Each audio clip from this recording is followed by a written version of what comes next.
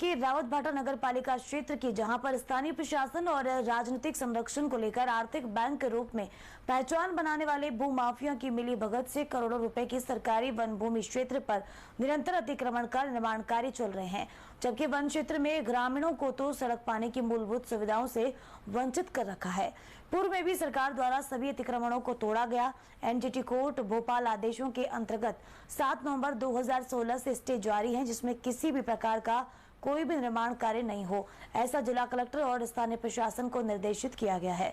वहीं रावतभाटा कोटा मुख्य मार्ग वार्ड नंबर 1 हो, चाहे नहर किनारे की सरकारी भूमि जिस पर नगर पालिका का सीवरेज ट्रीटमेंट प्लांट के लिए जमीन अनुमोदित की गई है, सभी जगह अतिक्रमण किए जा रहे हैं। सरकारी वैध दस्तावेज होने के बावजूद भी नगर पालिका प्रशासन अन्य व्यक्तियों पर तो कार्रवाई करके दिखाता है, लेकिन सत्ताधारी सरकार के दबाव में स्थानीय प्रशासन इस भीषण गर्मी में जनता की मूलभूत सुविधाओं की व्यवस्थाओं को भूलकर भूमाफिया की चाकरी में लग करके जिसके आदेशों के दबाव में अतिक्रमियों पर कोई भी कार्रवाई नहीं करके खुलेआम गुंडा और जंगल राज हो रहा है। वहीं उपखंड अधिकारी महेश गगोरिया ने बताया है कि नगर पालिका अधिशासी अधिकारी को निर्माण कार्य रुकवाने के लिए पूर्व में भी निर्देशित किया गया है, फिर भी प्रशासनिक आदेशों की खुलेआम धज्जियां उड़ा करके कानून की अवहेलना की जा रही है।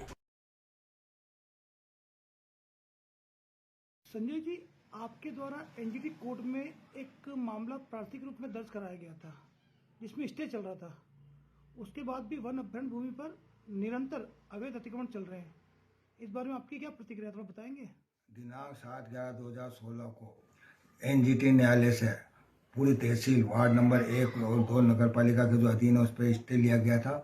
उस पर अभ्यारण्य भूमि है जो नगर पालिका के सीमा में आती है। उस पर भूमाफिया और नगर पालिका द्वारा अतिक्रमण कराए जा रहे थे। उसके संबंध में मैंने न्यायालय से स्टे लाया था, जिसमें जिला कलेक्टर, तहसीलदार रावतभाटा, शासन सचिव जयपुर, अधिशासी अधिकारी नगर पालिका रावतभाटा और नगर पालिका अध्यक्ष को पाबंद किया गया था कोर्ट द्वारा कि ना कोई अतिक्रमण करे ना करने दे। परंतु उसके बाद भी नगर पालिका प्रशासन और अन्य प्रशासन की मिली भगत से भूमाफियाओं द्वारा संजय वधवा, पंकज अग्रवाल, अन्य कई भूमाफिया द्वारा अतिक्रमण कराए जा रहे हैं, किए जा रहे हैं, जिस पर जिला कलेक्टर द्वारा नगर पालिका को निर्देश दिए गए थे। उसके अंतर्गत 14 अतिक्रमण नगर पालिका प्रशासन द्वारा हटाए गए थे। परंतु वर्तमान में चुनाव की घोषणा हुई, चुनाव की घोषणा के बाद सबसे बड़ा जो तहसील का रावतभाटा का भूमाफिया संजय वधवा, जिन्होंने कई वन भूमि और अभ्यारण्य भूमि, राजस्व भूमि पर कब्जे कर रखे और कई फर्जी रजिस्ट्रियां करा रखी है, उसके द्वारा वापिस नगर पालिका में दुकानें और अतिक्रमण करे जा रहे हैं, जिसके संबंध में शिकायत करी गई, अखबारों में और न्यूज में भी आया। परंतु अभी तक प्रशासन द्वारा कोई कार्रवाई नहीं की गई और तुरंत कार्रवाई करने की मांग की जा रही है। ठीक सर, तहसील क्षेत्र में एनजीटी के दायरे में तो काम चल रहे हैं, तो आप लोग के ग्रामीणों की स्थिति कैसी है? वहाँ मूलभूत सुविधाओं का क्या थोड़ा बताएंगे क्या?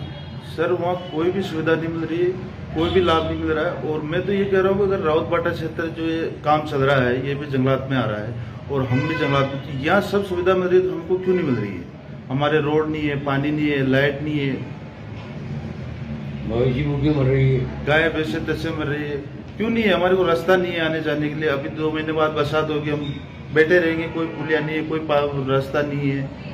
और मैं तो ये कह रहा हूँ कि दोहरा कानून क्यों चल रहा है? यहाँ तो काम चल रहे बेहतर से, यहाँ रोड बन रहा है, मकान बन रहे हैं, लाइटें लग रही है, हमारे क्यों नहीं बन रहा है? जब इनके बन रहा है तो हम ये सुविधा हमको भी मिलनी चाहिए, हमको क्यों वंचित कर रखा? और मैं सोचता हूँ कि आगे भी हमको नहीं मिलेगी, इसलिए मैं सबसे कह रहा हूँ कि जागना जरूरी है।